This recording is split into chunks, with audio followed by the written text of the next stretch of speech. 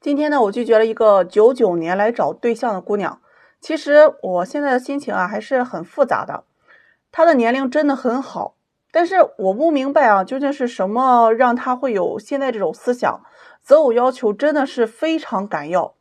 这个姑娘呢是99年的，长发齐腰长相呢就是比较漂亮，而且看着也很文静。起初呢，我看到她的时候真的是很开心的，因为年龄好呀，但是我又特别害怕。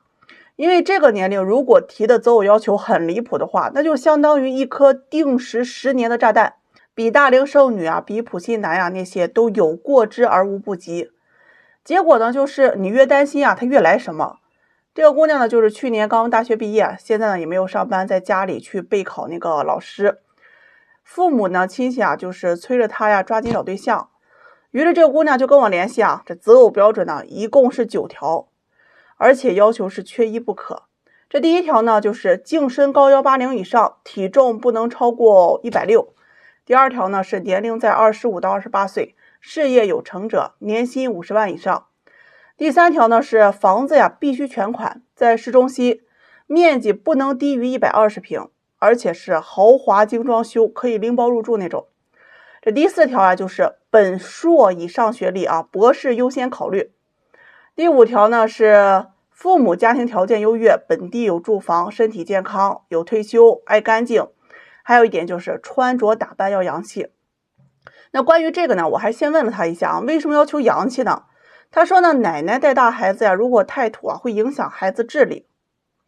这第6条就是要求男士是长相帅气好看，会疼人，会照顾人，会做饭，会收拾家务。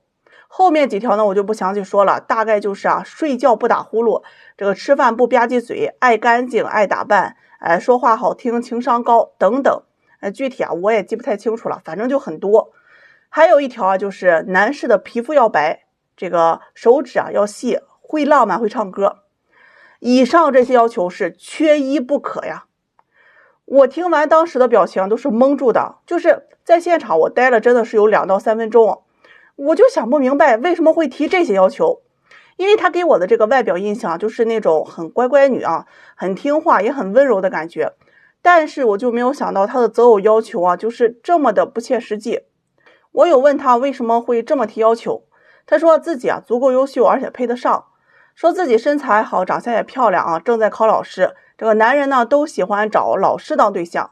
我听完了就劝这个姑娘，你把男人呢看得太肤浅了，你找对象只是寻求满足自己，却不看看自己有没有资本能够满足别人。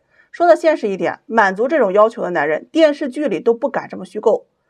最后呢，我就委婉拒绝了这个姑娘。我说先回去安心考试，考上老师在社会上历练一下，再来找对象。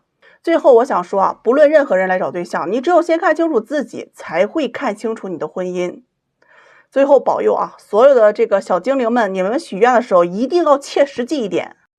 今天呢，一位43岁的未婚女士跟我说她后悔了。我听完后是真的非常有感悟。她说的话呢，我分享出来与大家一起共勉。希望未婚的伙伴们一定要听完。她说，曾经在24岁我谈过一个男朋友，2人谈了3年多，他对我非常好，他也是我现在最后悔错过的。那时候我们住在北京只有20多平方的地下室里，每天赶地铁去上班，他发了工资都会带着我去买衣服，去吃好吃的。我们计划着攒钱买房结婚。那段日子虽然穷，但却是我过得最开心的。因为男友家是外地，而且家里条件差，在北京和我们老家那里都买不上房子，父母就坚决反对。我也觉得攒钱买房太难了，于是呢就提出了分手，离开了北京，回到老家来找对象。从27岁开始，我就不停的相亲，最多的时候一个周能见2到3个，结果还是不了了之。大多数都是我看不上对方，有感觉的条件太差，这条件好的呢，要么长得太丑，要么个子太矮。我就想找一个看得过去的，起码出门不至于别人说怎么找了这么个人吧。于是呢，挑挑拣拣的，一直到了30岁，我真的开始着急了，开始发慌。那一年呢，我遇到了一名同龄的船员，年薪20多万，有车有房，都装修好了且没有贷款，个子呢也挺高，我觉得各方面都凑合，我就开始试着和他谈恋爱。但却发现呢，他情商低，说话直，我生气了都不会吼。越谈越觉得他不是我喜欢的人，我们啊没有话可说，感觉就很尴尬。我于是啊提出了分手。那一年呢，我妈骂我说我挑三拣四，可我也只是想找一个我喜欢的。后面2年呢，我干脆啊直接摆烂，因为家里催婚催得我好烦，我干脆啊不想结婚了，摆烂吧，活着一天算一天。直到我33岁那年，母亲重病，临走之前呢和我说啊，最后悔的就是拦着我没有让我和第一个对象结婚。那个小伙呀，其实他挺喜欢的，但是因为啊怕我结了婚吃苦，所以拒绝了。我听完呢，心里是五味杂陈，但是为了照顾母亲的感受啊，我就跟她说，我本来也不喜欢那个小伙。最后母亲还是带着遗憾离开了。我开始悔恨，我已经33岁了，为什么还要去挑挑拣拣？和谁过不是过呢？之前好多物质条件也不错的，如今人家都结婚了，我却还高傲的单身着。接下来的2年，我进入到了疯狂的相亲阶段，到处请别人给我交对象，各种婚介，各种平台，我能去我都去，但是我还是没有嫁出去，因为大多数啊都是别人嫌弃我年龄大了，我再怎么精致打扮，依然掩盖不了眼角的细纹。还有那些不想找单亲家庭的，这是让我最受伤的。可是我改变不了别人的看法。后来媒人接二连三的跟我说啊，现在没有合适的了。我知道他们已经不想给我介绍了。接着呢，我开始找离异没有孩子的，结果长得丑的我还是不喜欢，条件差的我还是看不上。我再怎么劝自己啊，我都做不到。最后我们这边的媒人啊都传开了，都不愿意给我交对象了。我开始陷入了深深的恐惧当中。我错了，真的错了。希望遇到一位有感觉的就可以，我也不挑了，也不要求什么物质了。39岁那年，因为出差遇到了一位聊得来的男士，离异不带孩子。我以为爱情啊终于眷顾我了，却发现呢对方有一个瘫痪多年的母亲需要照顾，我又拒绝了。直到今年我43岁了，人生过了一大半，我才知道我活的是多么的可笑。当初遇到的那些啊，哪一个都比现在的这些男士要好。我后悔的不是自己到现在还没有结婚，而是我曾经过分的追求感觉和物质，导致我错过了很多。我希望那些正在相亲或者大龄的未婚姑娘听我一句劝，遇到一位对你还不错的，条件也可以的，能结婚就结婚吧。世上呀没有那么多的缘分可以遇见，年龄对女人来说啊太重要了。过了30，你就会发现你遇到的男人一个不如一个，不是让你将就，而是不想让你去后悔。希望你好好珍惜年轻的这段日子，找到幸福。我跟你们说呀，做红娘这么长时间了，我见过最多的就是后悔的人。怎么说呢？有句话叫做这个不好，下一个更好，对不对？但事实是呀，大多数都是上一个更好。很多人呢都栽跟头啊，栽到了下一个上面去了。大约5、6年前呢，我刚做红娘不久啊，就有一个姑娘是一名护士，个子挺高，皮肤也挺白啊，长得反正挺漂亮的。曾经呢给她介绍一位男士，比她大了2岁，跑物流车的。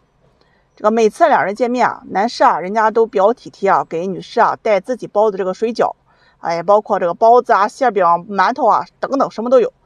平常呢他有空啊就去约这个女士出来啊，带她看电影啊、逛街啊、买东西。女士家里有个什么事情啊，他都会啊帮忙。这个逢节假日啊，这个男士也会开车不远几个小时的车程呀，把她送回家。只要他发工资啊，就会给这个姑娘买衣服。姑娘想做什么，男士只要有时间啊，都会陪着。2人呢就这样谈了快1年啊，但最终啊，因为女方家里人的一句话，他就想分手了。那个时候呢，女方家里人呢就觉得男士的工作不太稳定啊，跑车呀，经常是2班倒嘛，不安全，赚的也不多，而且家里也是农村的。就提出啊，说是让女儿来分手，认识其他的男人。于是这个姑娘呀，就没打一声招呼，是直接删除并拉黑的这个男士。后来呢，她又相亲了3、4个，都不如啊这个男士对她好，很多呢她也没有太多的感觉。最后呢，她就听家里人啊，嫁了一个这个工作也稳定、有车有房的男士，彩礼呢要了16万，2人呢就这么结了婚。她跟我说呀，这段婚姻她并不开心，因为男士啊也不喜欢她，对她呢也不是很好。彼此啊就是搭伙过日子型的。婚后呀各自忙各自的，感情啊越来越淡，基本啊都是没有话说。这不到1年呢，他就提出了离婚。退还了男方彩礼10万呢，是净身出户。离婚之后啊，她是越来越后悔啊，错过了曾经的那位男士，想来想去啊，还是以前那个男士对她好。这今天上午啊，他就过来找我啊，我是一眼就认出他来了，变化还是蛮大的啊。他呢就问我这个男士结婚了吗？我直接就跟他说呀，我说男士已经结婚了，并且人家都有个女儿，婚姻呢也挺幸福的，自己开了店做了生意啊，也不跑长途了，在城里啊也买了房子了。这姑娘听完呢就忍不住啊哭了好久。哎呀，我能说什么呀？我只是给她递过去纸巾啊，让她擦擦那后悔的眼泪。这后悔的原因是什么呀？我觉得应该是她经历啊后面那些迷茫不堪、荒诞不经的婚姻之后啊，发现没有男人像这个男士一样对她好了。其实后悔的本质啊，就是她没有遇到一个更好的人。这不是有句话说吗？自己选的路啊，你跪着他也得走完。我又不是神仙，你跟我说完后悔，我能哗的一下给你憋回去吗？我有那能耐的话，我先给自己花回去啊。哎呀，我就觉得我自己啊是最适合做生意的了，倒腾镜子和后悔药。那镜子我就专门卖给那些没有自知之明的家里缺镜子的，这后悔药呀我就卖给那些后悔啊想吃回头草的。要是有大老板眼光好，看上我投资我呀，我有预感我能是下一个马云。越想越靠谱。